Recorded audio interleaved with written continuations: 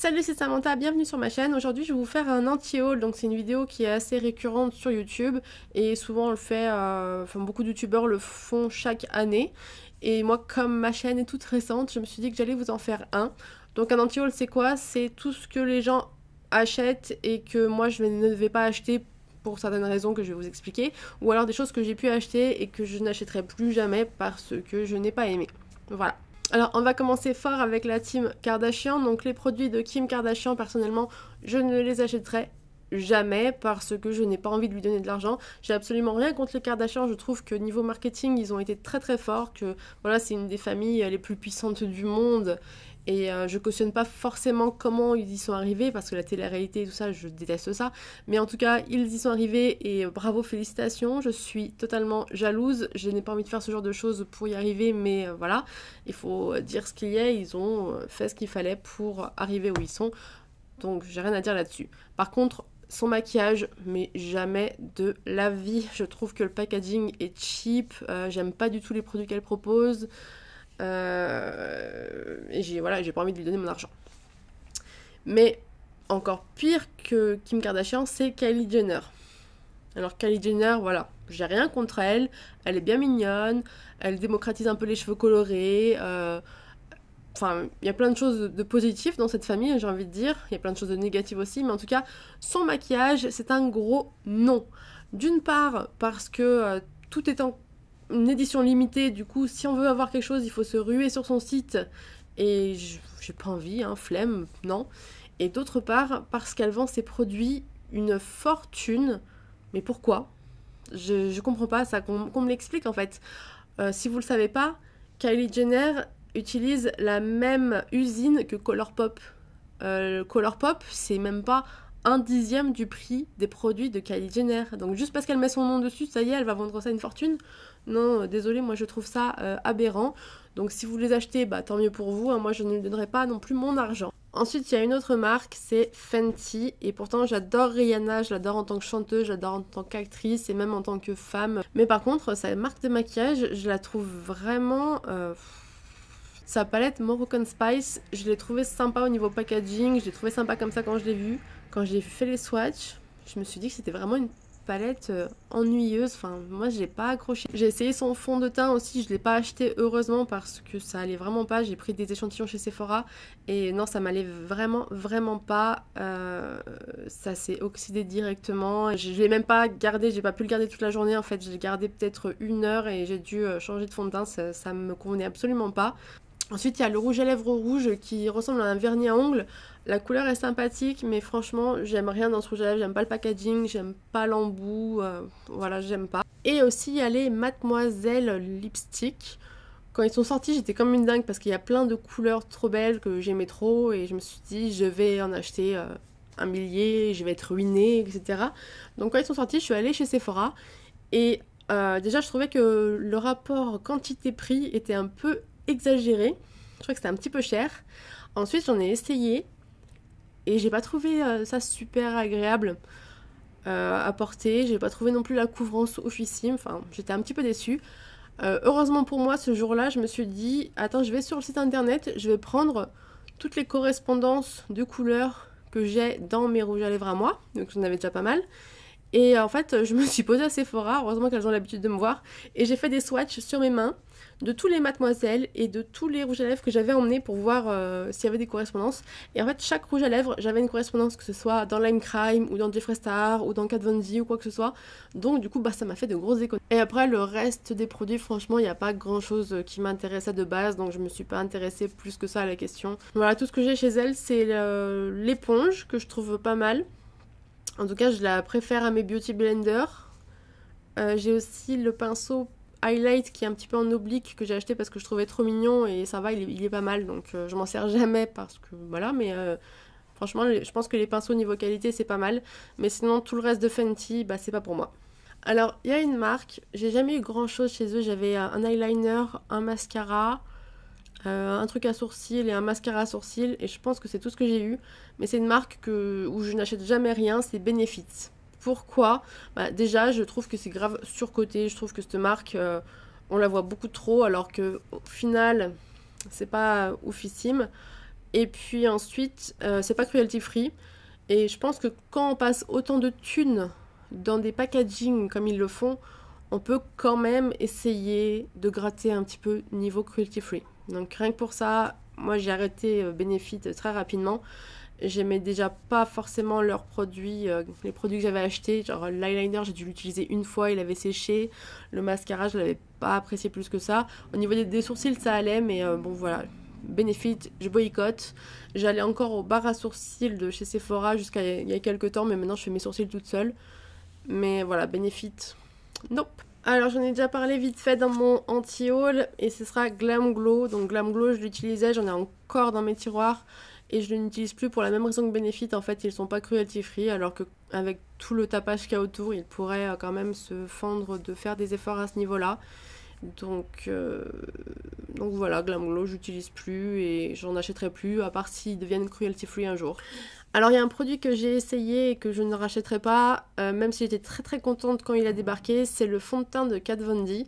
Donc je dis pas que c'est un mauvais fond de teint, ça dépend des peaux, en tout cas sur moi ça ne va pas. Puis bon là il est un petit peu vieux, je l'ai réutilisé il y a pas longtemps, il était très très collant. Mais en fait mon problème avec lui c'est qu'au niveau du nez j'ai toujours eu la matière qui filait, peu importe la base que j'utilisais, peu importe le nombre de kilos de poudre que je mettais, j'ai toujours eu ce problème là alors que je l'ai pas avec Huda Beauty, que j'ai pas avec Tarte. Donc Kat Von D, son fond de teint, ça ne sera pas pour moi. Et idem pour le liner Trooper. Je comprends pas tout l'engouement qu'il y a autour de ce liner. Je sais pas si c'est juste pour faire de la lèche à l'entreprise. En tout cas, moi, personnellement, il a séché tout de suite. Et j'en ai pas essayé qu'un, j'en ai acheté 3 ou 4. Ils ont tous séché super vite. Donc moi, j'étais très très déçue, vraiment. C'était vraiment pas l'eyeliner de ma vie, donc celui-là je ne le rachèterai pas non plus.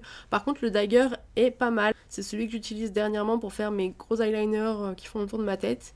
Et celui-ci par contre pour l'instant j'ai rien à dire et j'espère que ça va continuer. Là je vais peut-être m'avancer parce que je ne sais pas ce qu'ils vont nous concocter à l'avenir, mais je me suis totalement lassée de toutes les Naked de chez Urban Decay. Je me suis arrêtée à la Chérie que je n'ai pas acheté, mais toutes les autres je les avais et je les ai revendues au fur et à mesure. Je sais pas pourquoi, je me suis ennuyée de ces palettes, donc tout simplement je les ai vendues. Donc je sais pas si dans le futur ils arriveront à m'étonner ou pas. En tout cas pour le moment ce n'est pas le cas. Alors ensuite une autre marque que je n'achèterai pas parce que déjà elle m'intéresse pas assez pour aller sur leur site internet, et d'autre part quand je vais en boutique c'est dégueulasse et c'est la principale raison pour laquelle je ne vais pas en acheter. C'est Kiko. Alors je suis désolée si vous travaillez chez Kiko et vous voyez cette vidéo, je sais que c'est pas de la faute des vendeuses, forcément je pense que c'est quand même assez compliqué de garder un point de vente immaculé, mais je sais que les gens sont des porcs et ça se prouve bien dans ces boutiques. Les testeurs sont dégueulasses et même les poubelles sont dégueulasses. Genre les poubelles, il y a plein de trucs qui sortent, qui dégueulent tout autour. Elles sont... Je sais pas si vous voyez une boutique Kiko, mais c'est tout blanc et les poubelles elles sont jamais blanches, elles sont toujours de plein de couleurs, de fond de teint, de tout, c'est dégueulasse. Et rien que pour ça, je n'achèterai pas chez Kiko. Aussi parce que je pense que au lieu de s'améliorer au fil des années, je pense qu'ils ont stagné, soit ils se sont détériorés. En tout cas, c'est vrai que quand je passe devant une boutique, j'ai absolument pas envie d'y aller, même si j'ai jamais vu un produit qui me donnait envie d'y entrer depuis pas mal de temps. Il y a un produit que je n'achète jamais et dont je ne veux pas entendre parler, ce sont les palettes de rouge à lèvres. En général, soit les couleurs me plaisent pas, soit c'est la matière qui me plaît pas, j'aime pas du tout ce qui est commercialisé. Je préfère faire fondre mes raisins et avoir mes propres palettes plutôt que d'acheter une palette comme ça dans le commerce.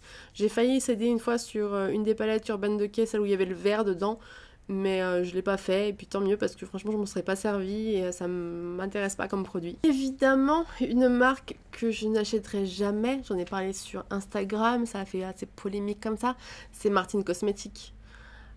Alors ne venez même pas me dire en commentaire, oui mais c'est son personnage, j'en ai rien à foutre. Donc son personnage, je ne le connais pas et je ne veux pas le connaître. La seule chose que j'ai à dire sur Gaëlle, c'est que personnellement je la trouve vraiment magnifique et que je trouve que c'est vraiment dommage de devoir en arriver là pour faire le buzz ou pour faire passer des messages. Je trouve ça vraiment horrible. Je veux dire, même moi personnellement, même ma meilleure pote, j'irais jamais la traiter de sale pute ou de salope ou je sais pas quoi pour rigoler, c'est pas drôle. Donc ne me dites pas c'est son personnage qui est rigolo, nanana, non ça me fait pas rire. On peut rire de tout, mais pas avec tout le monde. Et ça, vraiment pour moi, c'est une marque totale d'irrespect.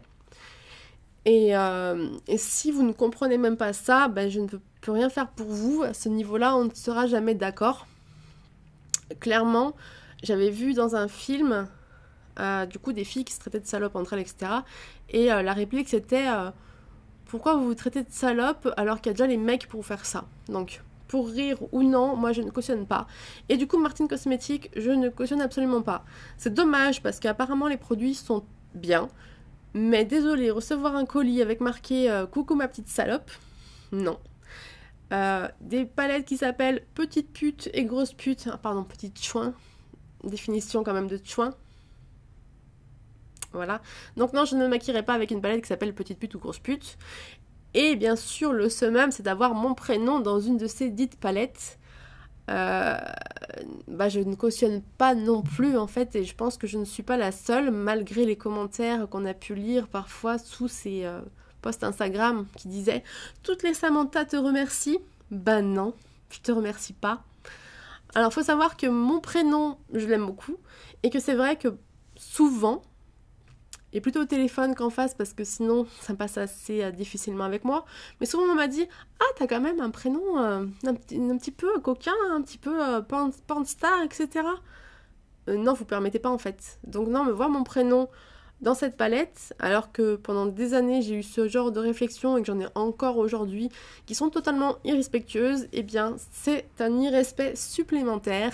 Donc non, merci. J'aurais vraiment aimé que beaucoup plus de personnes voient où est le problème avec ces dites palettes et ce dit marketing. Apparemment, ce n'est pas le cas, donc faites bien ce que vous voulez, mais ne me cassez pas les ovaires avec ça, je ne changerai pas d'avis. Gaëlle fait bien ce qu'elle veut, mais je ne changerai pas d'avis non plus sur son personnage. Elle, je ne la connais pas, donc je ne la juge pas. Je pense que c'est quelqu'un de très intelligent, mais voilà, son marketing, je le déteste, son personnage, je ne l'aime pas non plus, et sa marque, jamais. Jamais. En 2019, quasiment toutes les marques essaient de passer cruelty free, et Nars, ils vont dans le sens inverse du courant, et ça, j'ai pas trop compris, donc du coup, j'ai décidé de les boycotter un petit peu. Apparemment, ce serait pour vendre en Chine, donc... Après, encore une fois, j'achète pas que du maquillage cruelty free, mais c'est vrai que j'essaye au maximum. Et quand je vois des marques qui dépensent autant de thunes en marketing et en packaging et qui ne réfléchissent même pas à cet aspect-là qui est quand même vachement plus important qu'un beau paquet, ouais, ça m'énerve un petit peu. Donc, et c'est pareil pour les marques qui étaient cruelty free et qui décident que finalement elles vont pas l'être parce qu'elles se font racheter par un groupe ou parce qu'elles décident de vendre en Chine. Je suis pas super fan. Alors, c'est pas vraiment un anti-haul. En fait, si j'étais riche, j'achèterais probablement tout. Ce n'est pas le cas. C'est Too Faced. Non, j'ai menti.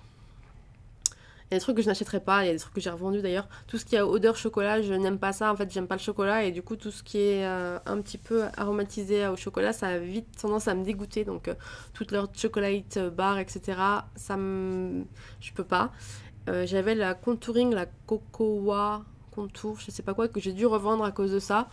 Et du coup, il y a ces palettes-là que je ne pourrais pas acheter parce que j'aime pas. Mais par contre, Too Faced, c'est une marque que j'aime bien. Je la trouve belle, je trouve les packagings sont beaux. Il y a pas mal de trucs qui sont beaux et tout, nanana. Mais je trouve déjà que il y a des trucs un peu trop chers. Genre le dernier highlight, vous savez, dans le coffret, dans le petit écrin, là, 40 et quelques euros. Tu es là, ok, il y a de l'highlight pour toute ta vie, mais 41 euros, bonjour. Et surtout, je trouve qu'il y a vraiment du mal à faire du renouveau dans cette marque. Il y a eu la Sweet Peach, que j'ai et que j'adore. Je pense que c'est la seule palette, quasiment la seule palette de Too Faced que j'ai encore. Et ensuite, ils ont fait toute leur collection Peach. Et dedans, moi, je me suis ennuyée, en fait. J'ai rien trouvé de très original, j'ai rien trouvé de transcendant, je me suis vraiment ennuyée. Donc, encore une fois, si j'étais riche et que je pouvais tout acheter, je le ferais, hein, parce que pourquoi pas. Mais c'est pas le cas, et du coup, c'est des choses que je n'achèterai pas. Et même l'highlight dans son écrin que j'adore, même à 25% pendant une soirée gold, je l'achèterai pas parce que même à moins 25%, je trouve que le prix c'est abusé. Et pourtant, le truc, je le trouve magnifique. Et voilà, je vous ai dit à peu près tout ce que je ne comptais pas acheter ou racheter en tout cas. Donc n'hésitez pas à me dire si vous êtes d'accord avec moi ou s'il y a des choses où vous n'êtes pas du tout d'accord et que vous adorez. J'ai essayé d'être quand même bien objective, enfin il n'y a aucune marque que je déteste pour aucune raison en fait, donc j'ai été assez objective dans mes propos, et comme d'habitude n'hésitez pas à vous abonner, à aimer et à partager, et puis je vous dis à mercredi, ciao.